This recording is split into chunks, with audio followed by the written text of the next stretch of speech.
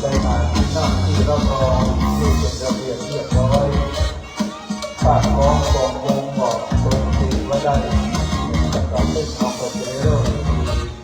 ในการทำบุญพระคุณาทุกประทานหรือที่การตามไปเถิดท่านจำนงหรือว่าท่านพนมทรัพย์ที่ได้จากพวกเราไป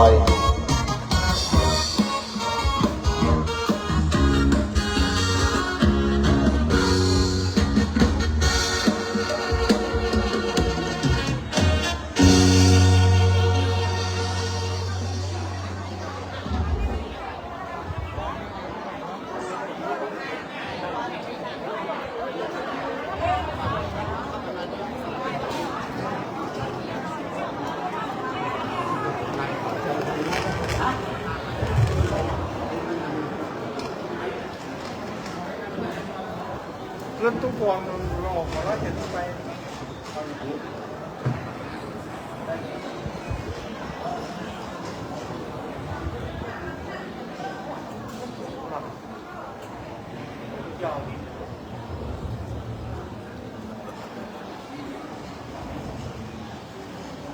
ขอกราบถวายความนอบน้อมแด่พระรัตนตรัยพระพุทธพระธรรมพระสงฆ์อันเป็นพระรัตนะเกี่ยวกับรักษาเป็นที่พึ่งของหมู่ชาวพุทธทั้งหลาย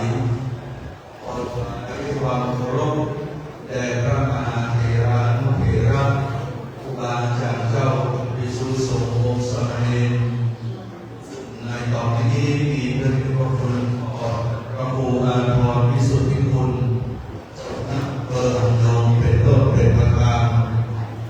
ท่านอาจารย์พระครูพิสิทธิ์ปฐมวัฒน์เจ้าคณะตำบลคลองเขต2วัดประทุมสราราหนองบัวท่านเจ้าอธิการสมเกียรติกิติธรรมวังโสเจ้าคณะตำบลคลองเขต1วัดบางกะรดและพระเถรานุเถระ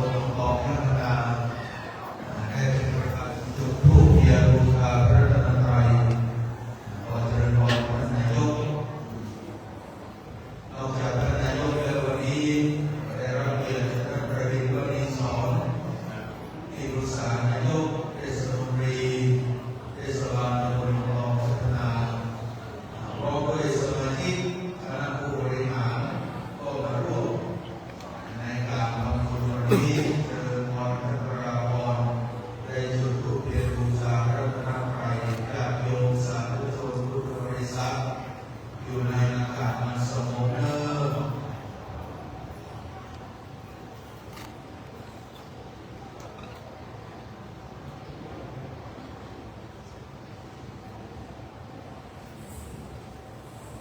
จากนั้นจะได้เชิญพรท่านผู้กำกับสพนนได้ประเคนขับข้อต่อดอกไม้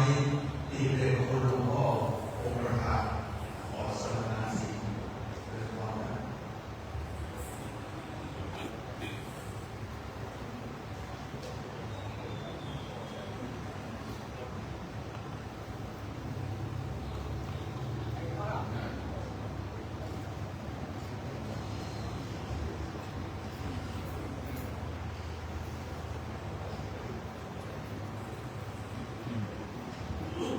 จากนั้นองค์น้องทั้งหลายจะได้พากันไหว้พระแล้วก็จะนำเอาสิ่งที่เราถวายเลิกอิมินาสกาเรนะพุทธังอะภิปูชญามะอิมินาสกาเรนะ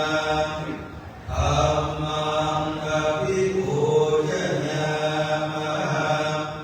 อิมินาสกาเรนะสังฆังอะภิปูชญามะอะระหังสัมมาสัมพุทโธภะคะวาพุทธังภะคะวันตังอะภิวาเทสวากขาโตภะคะวะตาธัมโมธัมมังนัมมัสสาสุปฏิปันโนภะคะวะโตสาวกสังโฆ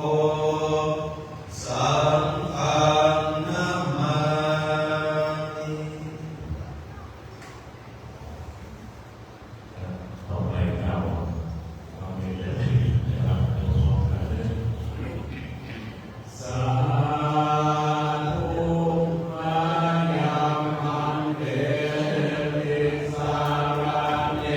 นะสานาปัญญาสิลานิยาจามะโอติยัมปิมายังมันเตติสารเนนะสานาปัญญาสิลานิยาจามะตานิยัมปิมายังมันเตติสารเนนะสานาปัญญาสิลานิยาจามะ นะโมตัสสะภะคะวะโตอะระหะโตสัมมาสัมพุทธัสสะนะโมตัสสะภะคะวะโตอะระหะโตสัมมาสัมพุทธัสสะนะโมตัสสะภะคะวะโตอะระหะโตสัมมาสัมพุทธัสสะ นะโมตัสสะภะคะวะโตอะระหะโตสัมมาสัมพุทธัสสะนะโมตัสสะภะคะวะโตอะระหะโตสัมมาสัมพุทธัสสะนะโมตัสสะภะคะวะโตอะระหะโตสัมมาสัมพุทธัสสะ พุทธังสรณังคัจฉามิ พุทธังสรณังคัจฉา ธัม มิ มังสรณังคัจฉามิ ธัมมังสรณังคัจฉา สัง มิ ฆังสรณังคัจฉามิ สังฆังสรณังคัจฉา ตุ มิ ติยัมปิพุทธังสรณังคัจฉามิ โอริยัมปิพุทธังสรณังคัจฉา ตุ มิ ติยัมปิธัมมังสรณ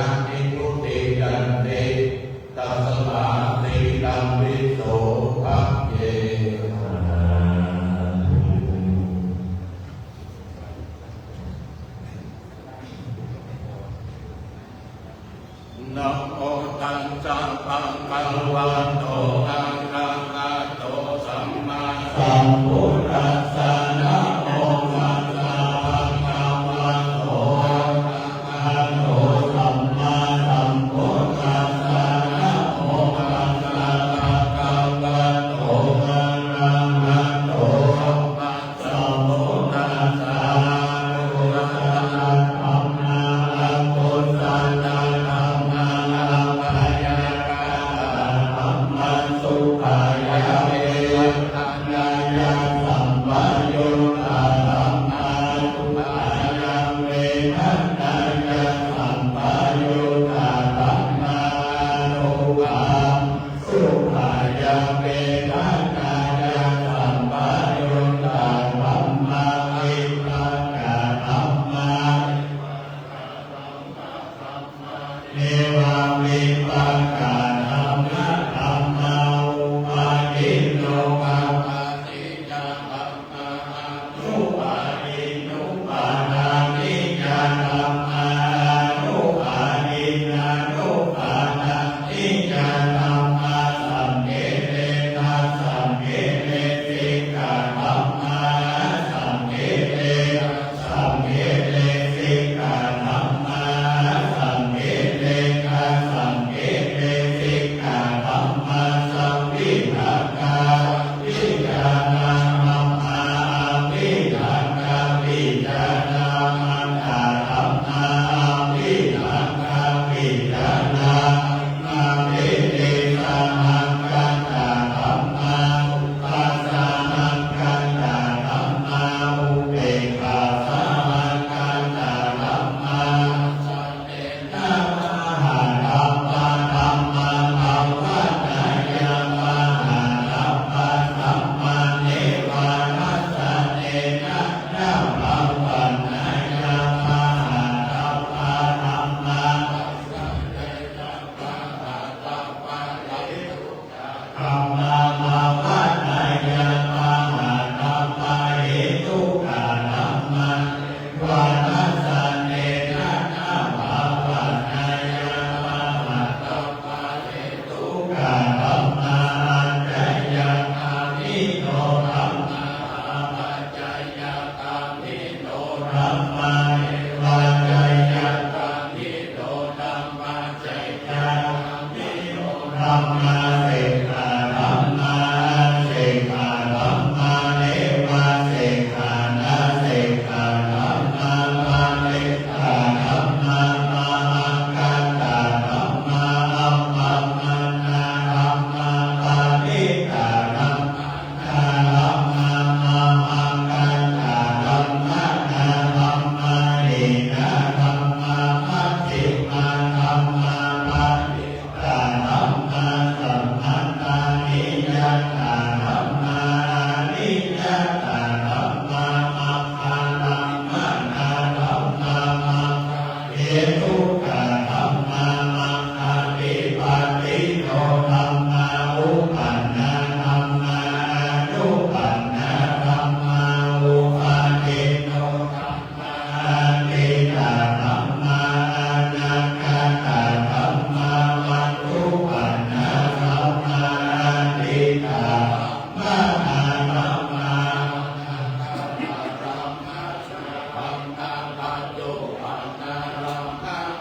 ธัมมาธัมมาภาหิตาธัมมาอัจจตาภาหิตาธัมมาอัจจตาธัมมาธัมมาภาหิตาธัมมาธัมมาอัจจตาภาหิตาธัมมาธัมมาสัมภิปัสสนาสัมปติภาธัมมาภิปัสสนาสัมปติภาธัมมาภิปัสสนาสัมปติภาธัมมาเหตุปัจจยโยอานามานาปัจจยโยทิปันติปัจจยโยอนันตระปัจจยโยสัมมานันตระปัจจยโยสัมมาสัตตปัจจยโยอัญญมัญญปัจจยโยนิสัยปัจจยโยอุปนิส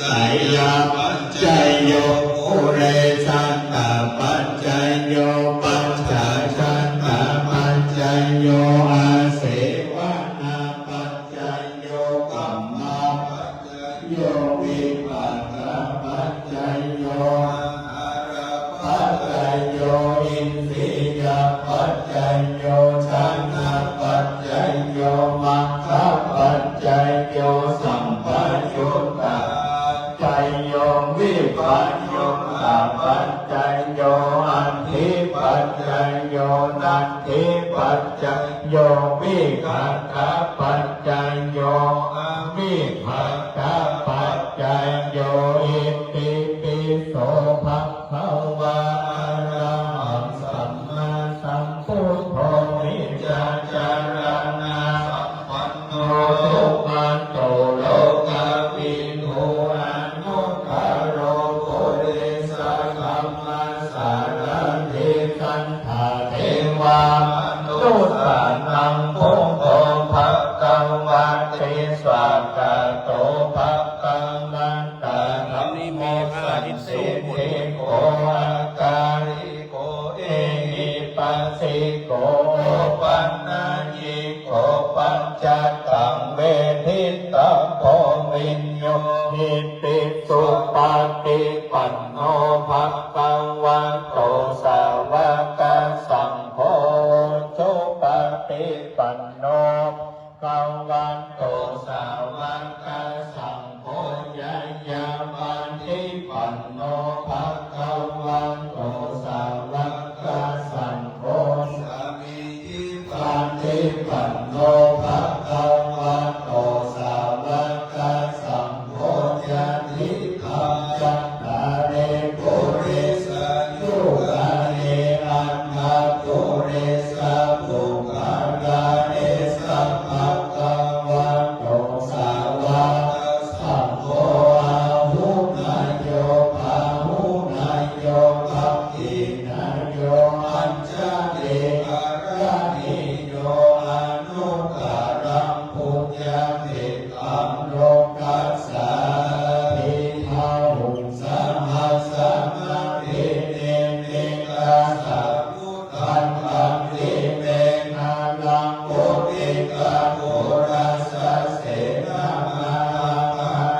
ทิคัมมาวิทินาทิคัมมามุนิโตอัตเตยะสะภะคะวะโตเตยะยะมังกานานิมาราติเลกามาริโยจิตัสสะปานาติโกลัมปนานาวังกัมมาทันไม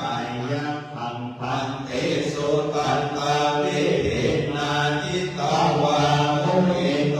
อันเตนะสะภะวันตุเตยะยะมังคาลานินาลาหิริอันกัมมานังอันเออันตังพุทธังภวันติยัมกัมมัสสะนิวาสุนารุณังตังเมตังโพเสอาวิทินาทิตวามุนิโตปันเตนะสะภะวันตุเตยะยะมังคาลานิอุทิตาภาคัมมติอันนาสุนารุณังตังภวันติโยยันนังปันธังปุริมานังมันตังเกเตปิสังคันธัมมโนทิตวา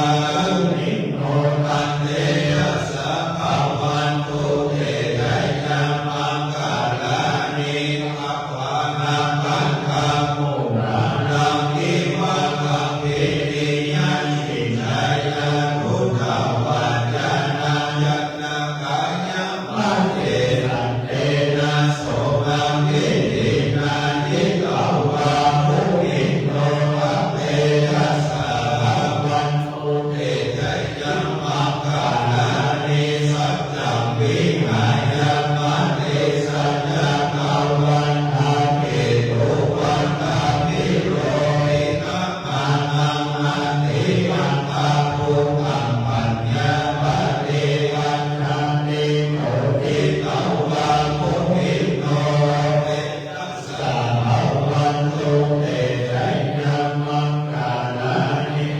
โตปานังอาภุสังกัมมิพุทธังอะหิติพุทเทนะเทระพุทธเกนะปัญญาปะยันโตหิโตปะเตสะวิภินาทิตวามุนิโตอันเตนะสะภะวันตุเตยะยะมังคาลานิทุกขานาภิเตพุทธเกนะสุขตังอัมหัมมังวิยุติจุติเมหิภะคะภิกานัง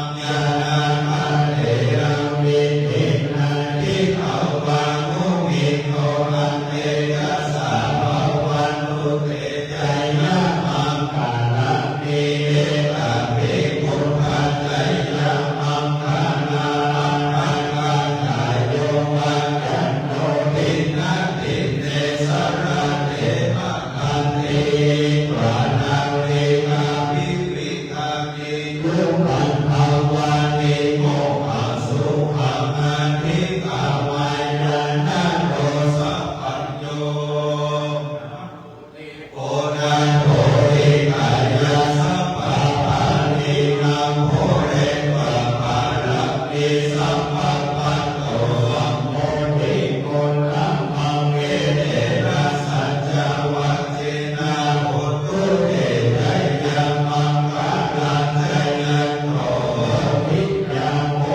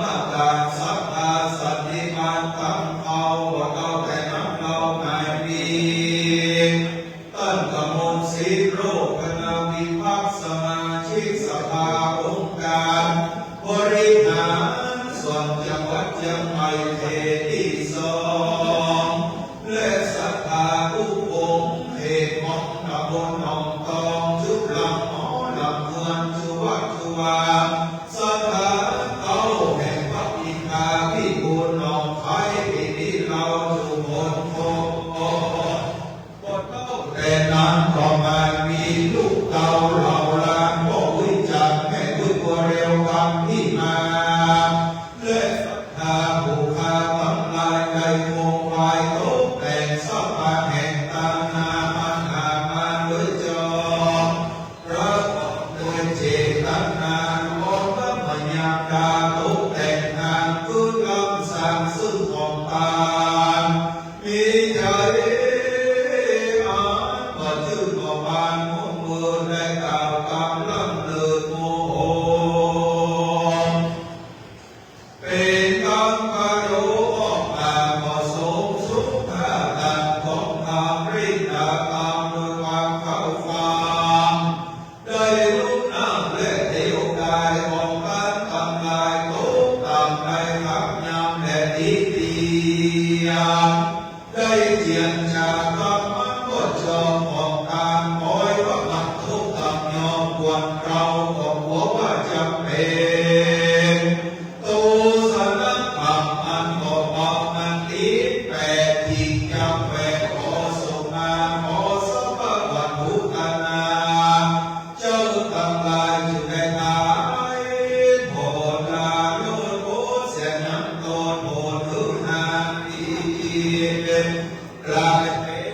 ทิฏฐิมาโกภะโกสิกรรมขออย่าได้เป็นนิโมรณภาพ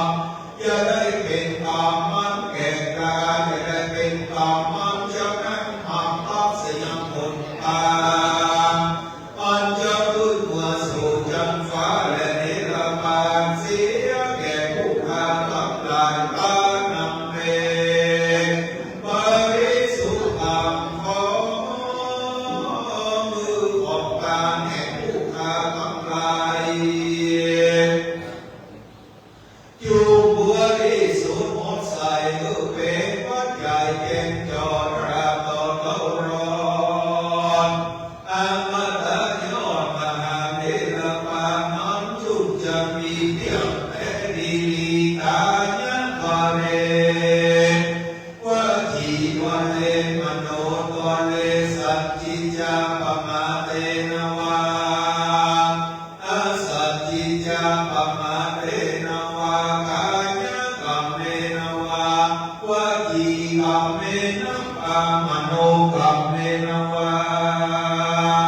อดีตโตสัพพนาคตโตสัพปัจจุบันโตสัพสัพพังโตสัพพมันตุโตสาธุสาธุสุรังนันตุเทวาจะพรหมมนุษย์อาภาลนีจตุตาสิริมาวิธานาอวสารคาติปิตาอุปการะเทวาโมตันโตปุญญังวรกังอาเสเทปัสสมาตุเทหิอนุโมทนาโพนตุเทวสังฆโยฟังละหู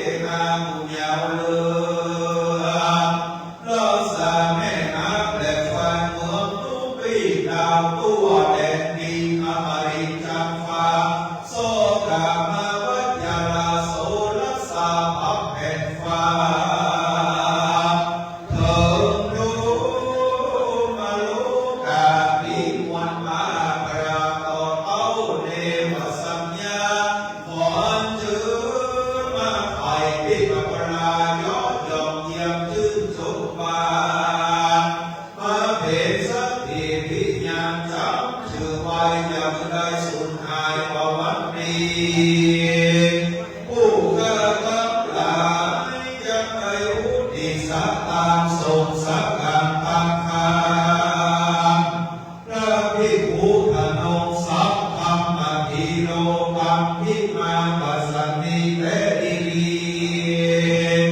โยสันนิสิโนวัลโพธิปุลเลมะรังสเสนามหันติวิญญโยสัมโพธิมาคัตติอนันตัญญาลโนโยโลพุทธโมตังปนมามิพุทธังตังปนมามิธัมมังตังปนมามิสังฆังสาธุสาโกอนิจจวัฏฏสังขาราอันว่าสังขาระธรรมนี่นาโนมันก็เตรียมรู้วังอย่างปักไรบางองค์ก็ตายบางองค์ก็เกิดมาเป็นที่อาเสริฐสังสะโพนฝูงพุทธโยนโอนเราเตียวหมดโลกไตก็ยอมเป็นดังพระพุทธเจ้าเทศนาไว้ดีมาจะลาหักโอมันก็ความแก่มันก็มีและเราหมดสูญหายมัจจุราชามันก็ความตายมันก็เป็นของเทียมมันก็แห่งจันทร์และวันนาภักติเอตังเจ้าและนายภักติยราสมณจาติกาปันติตาผู้จำนานเสลียวสลาตำนายแม่ผู้สามาการพยาบาลเราจำนาต้องน้อยเล็กใหญ่ก็ว่าคนอย่างไรคนมั่งคนมีสุดท้ายก็มาตายเป็นผีได้ลาลับห่างลาละจากไปนานตามดับพุทธองค์การพระเจ้าเตเทไว้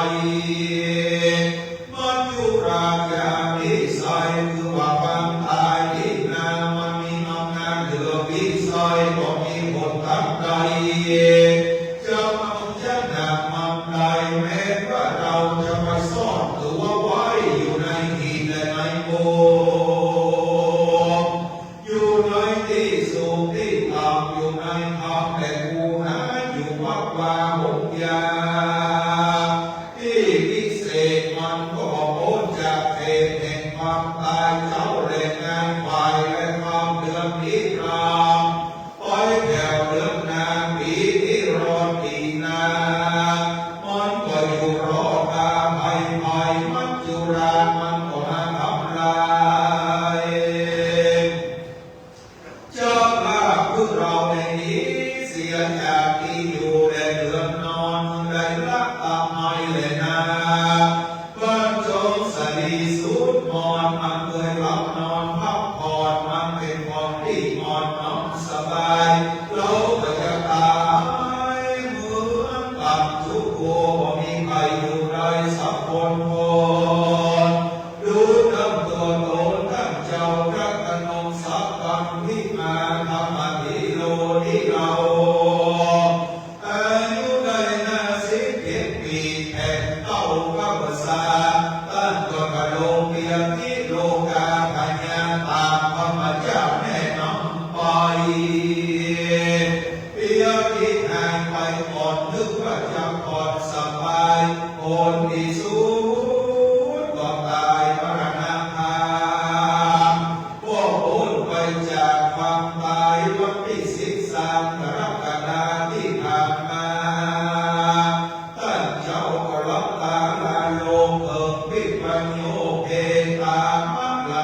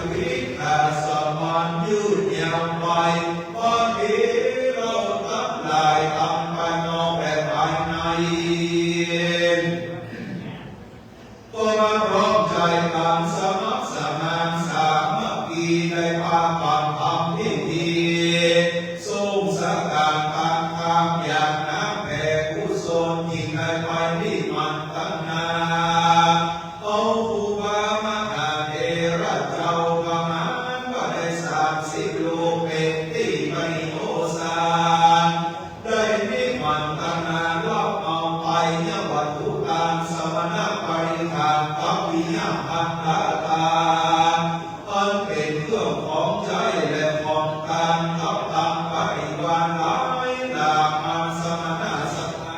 า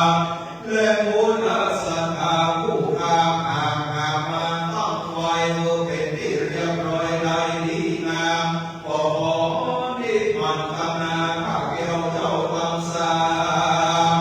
พระพุทธเจ้าพระธรรมพระสังฆทินามุตตาขอนิมันธนาไว้นานลบเอาไตรยวัตถุการนี้แล้วเอจะมุกุศลมันทุกาทั้งหลายได้กระทำร้อนเป็นมามิตินากุศลเตเทนาโดยเอจะกุศลส่วนตนมันนี้นามีมากกว่าหมออ่างกันนาที่ยังการแต่งนาโตแต่งสร้างสิ่งต่างนาภวรามิลันดาคอยมัทธปาขอบุญสักทีนักยาตาเสดมาเกิดนานาอัตถายักเพื่อเป็นที่พึ่งที่ปาปาโยทิตายาโสเพื่อเป็นกุศลมรณะสงสการขอบุญกินบุญตามไปตั้งเจ้าพระขนงสัพพมณีโรกัมพิมาอุมรณาจิตเตนะมันจิตใจราชกัญญาด้วยเวลาบุญนำนินา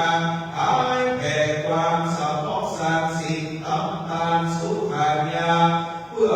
เป็นสุขยืนจงมาพ้นจากสังขารที่ต่ำไปร้อนว่าท่านเจ้าได้ไปสุติในที่ร้ายนำลายน้ำพ้นในวังมีเอามองตามเต้ต่อเนื่องแนวรายอสุรกายเพศนินาเยสักการิสานด้วยบุญตาก็ขอเมื่อใดพ้นจากดีทุกอย่างเมื่อใดเสวยกุศลมีบาปเหมือนกันกุศลที่สัตตราสีกิมาขอผู้ที่สัตว์ฝากยืนยอนไว้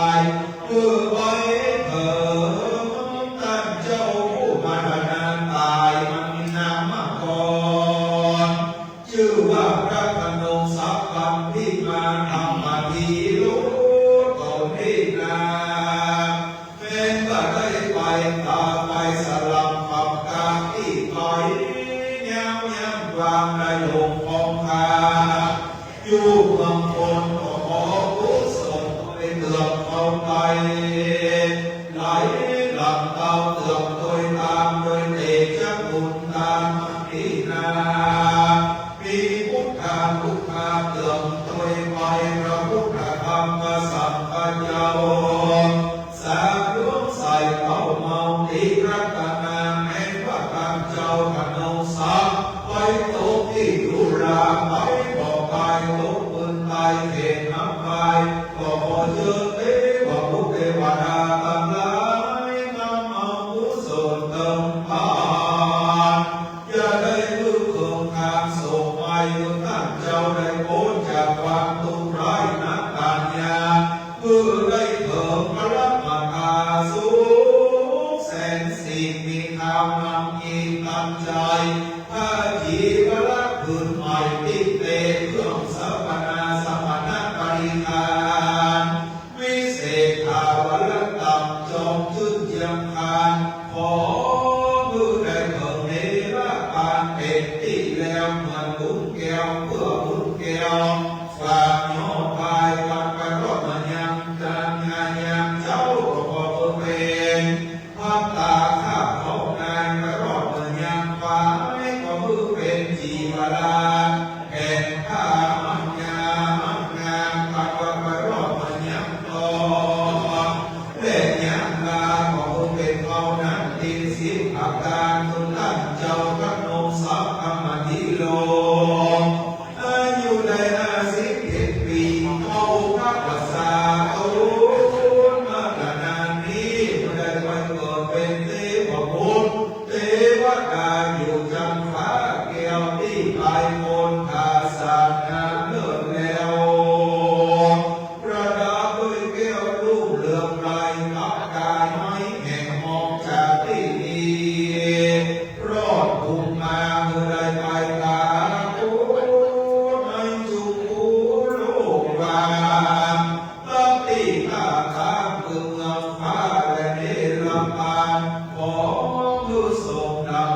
ญาณบุญตามมันเจ้าสัมมาสัมมา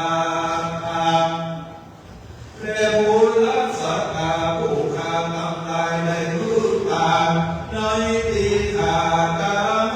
ละปฏิญาณีน้ำจุนจะมีเที่ยวแต่ดี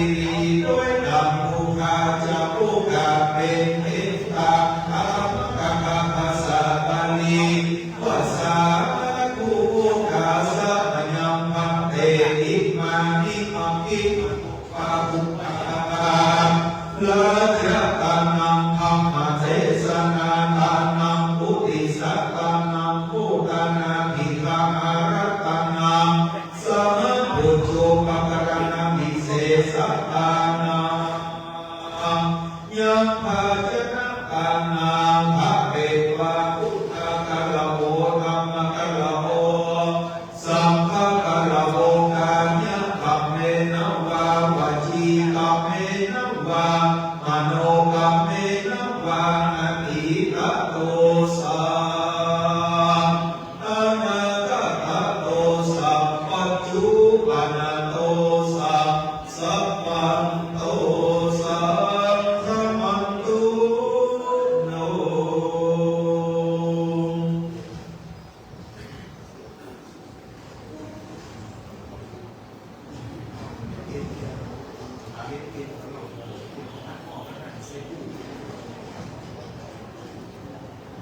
วันนี้ได้โอกาสอย่างนั้นแผ่บุญแผ่กุศลเพื่อไปเติม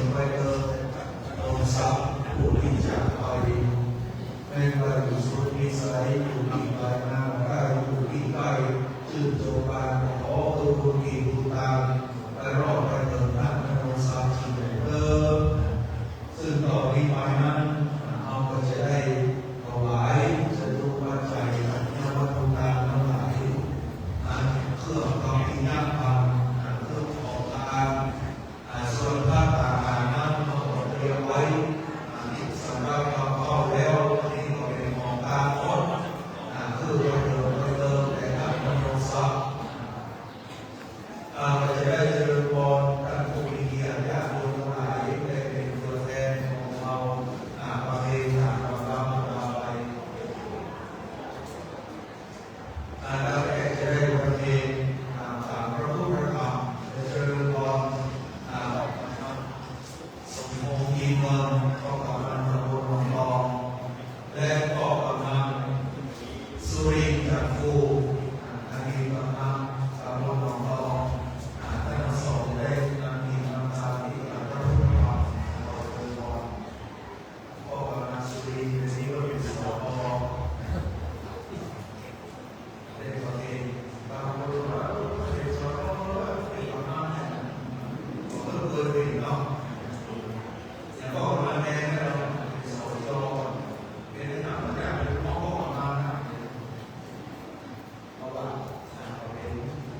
เกี่ยวกับเราต่อไปจะได้หมายที่องค์ประธานสงฆ์คือเป็นครูพ่อทุกท่านเราเจริญพรท่านนายกปราโมทวณีสวนนายกเทศมนตรีตำบลพัฒนาที่ท่านได้เจริญพรเจริญพรท่านประวีณมีสอนที่ปรึกษานายกเทศมนตรีตำบลรองพัฒนาในต่อไปเจริญพรก็กำลังกับศิษย์โปรดนำพักก็กำลังในสจในเขตที่สองอำเภอหางดงอยู่ที่ต่อนี้เจริญพรและจากนั้นเจริญพรคณะท่านผู้มีเกียรติญาติโยมทุกท่านโดยเฉพาะท่านที่ได้เพื่อแผ่โดยเฉพาะท่านรองผู้กำกับการสถานีตำรวจภูธรหนองทองเป็นท่านต่อไปพ่อหลวงท่านสมาชิกสภาเลยพ่อหลวงนักสุริโตจักรทีมพี่น้องนักสอบทุกท่านเป็นผู้แทนของสภาคุณน้อง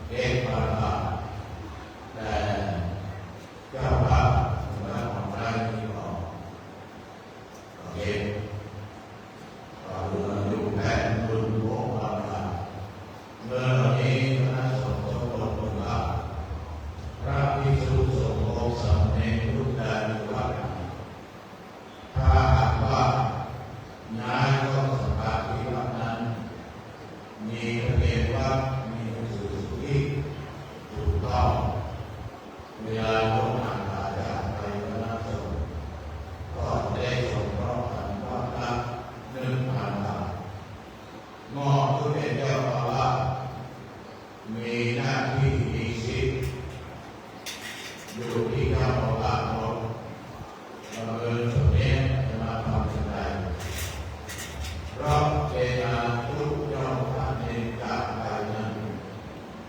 คนที่ออกคือเจ้าพระเป็นผู้ที่ออกทุกปัจจัยหนึ่งปัญหาฉะนั้นออกเจ้าพระไปจัดการกันได้นั้นคณะสงฆ์ได้ขอเกี่ยวแล้วก็ยังสงฆ์ของท่านนองนี้ของท่านพระเจ้าพระวัดไทยมีชีวิตแต่ผู้เดียวในทางที่ได้จัดได้ทำในการสุดแท้ดังนั้นอันนี้ก็เพื่อการยนและลูกหลานเรียนผู้หลานให้เข้าใจเมื่อมูลต่างๆที่สภาพโลกงานศพนี้มาเช่นอะไรแล้วก็คิดว่ามันพุ่งต่อพุ่งถ้าพุ่งของคนมือแตกมือโผล่ที่ไปสองถ้าที่ห้างมันเกิดที่อยู่ที่เจ้าบ้านจะมองผู้ใครมองผู้ยากลูกเต้าพ่อแม่อันนี้ก็มองชีวิตที่เจ้าบ้านแต่คนโอบนั้นก็เก็บไว้นั้นนี่คือเรื่องของพระพุทธศาสนาได้รับทราบดีดีนะมาเป็นดีโอ้แล้วมีไหนเดือดร้อนอะไรรู้ได้เองมาเป็นมาเพราะเป็นเรื่องสำคัญของพระเจ้าทุกวันมาเป็นนี้นี่ก็ของพระพุทธเจ้าพระพุทธขอโมทนาในน้ำดีพระเจ้าทุกท่านที่มาร่วมชุมนุมโชคของเราในวันนี้ในวันบาปขอลาที่ทางตามที่พระเจ้าทุกเจ้าที่เป็นมาทุกเจ้าต้องมารับเจ้าว่าที่มองต่อมาที่พระเจ้าต่อในทางที่พระเจ้าตอนแล้วขอศาสนาพิธีตลอดต้นทุกเดินโศกต่อมาต้นมาขอคุณแม่ของผู้ทำความโยนผู้ที่ผู้ทำผู้เกิดต่างๆยกมือพระเจ้าเพื่อแก่จากโยนทุกคนที่มาเพื่ออยู่เย็นเป็นสุขเพื่อท่านนึกท่านใดขอโปรดปรารถนาและจะขาดสติและปัญญาในทางเพื่อดำเนินที่การงานที่ยิ่งขึ้นไปอายุมนาสุขภาพเมื่อบานรู้คนเดินมองต่อไปแล้วก็เดินยัตถาปะเมมังคาภูตาปาภิภูเรนติสาภารังเอวะเมวะอิโตตินังเมตานังอุปปะปะติอิทิกันปฏิตังสุมาวิภะเมตัสมิจันโตสัพเพโกเรนโตสัมมาปะจันโตปะระโสยะถามะนิโยนิสัสสุยะถาสัพพิติโยเมมาจันโตสัพพะโลโภเว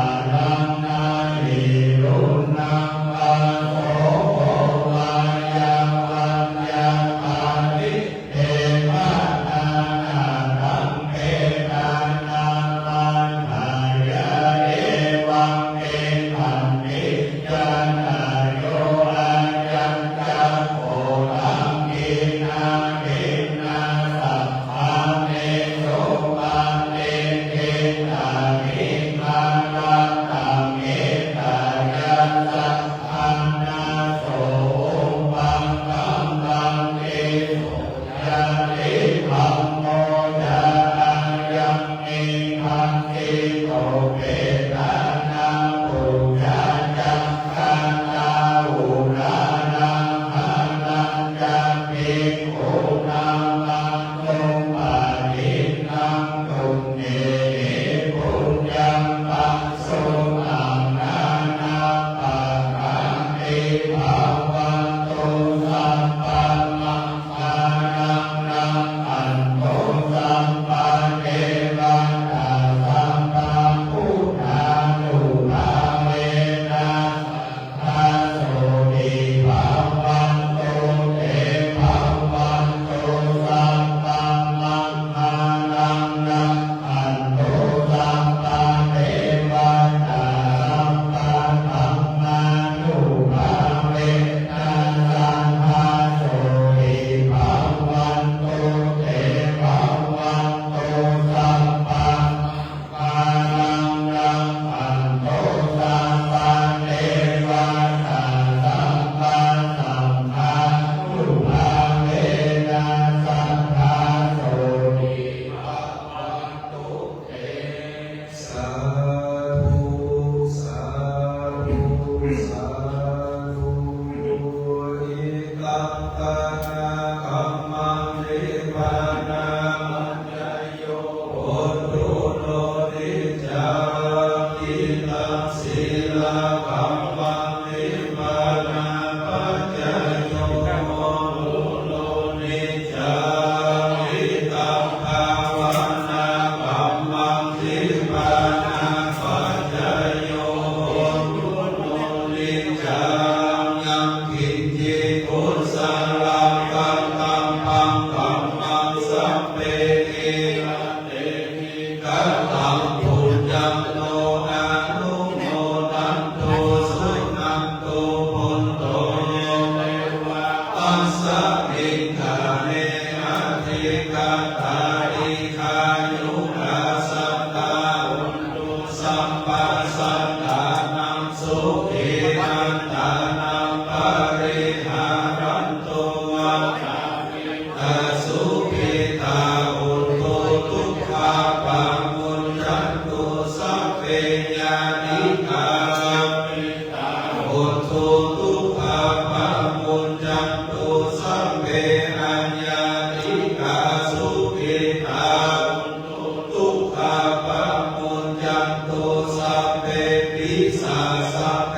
ยัคฆาสัพเพเปตาสุขิตาอุตโตทุกขาปังมุญญันตุสัพเพนัคขตาสุขิตาอุตโตทุกขาปังมุญญันตุสัพเพเทวาสุขิตาอุตโตทุกขาปังมุญญันตุสัพเพ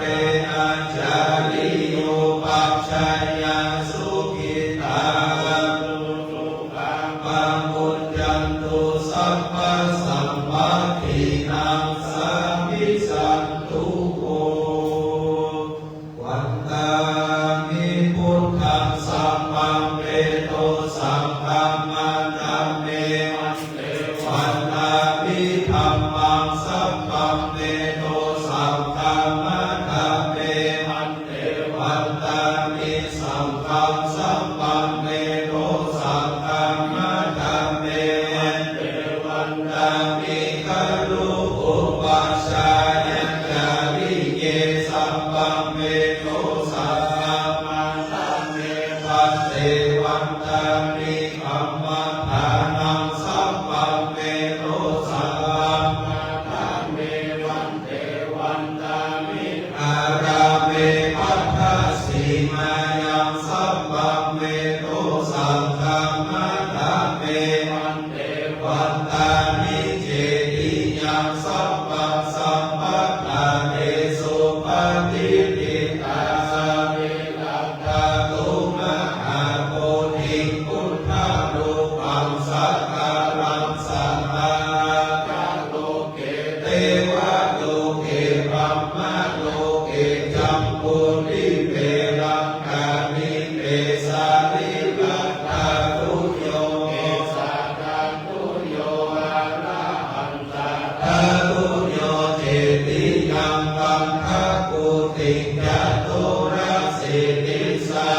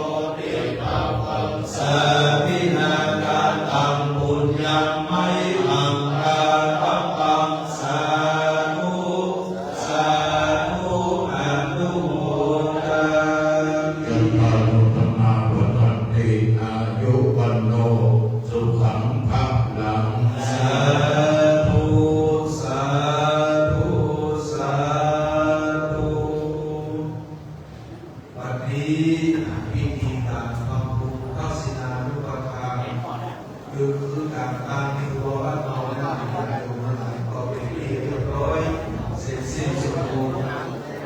จะได้ไหว้สาธุบาอาจารย์จะไปฉันเพลที่พุทธตรงนี้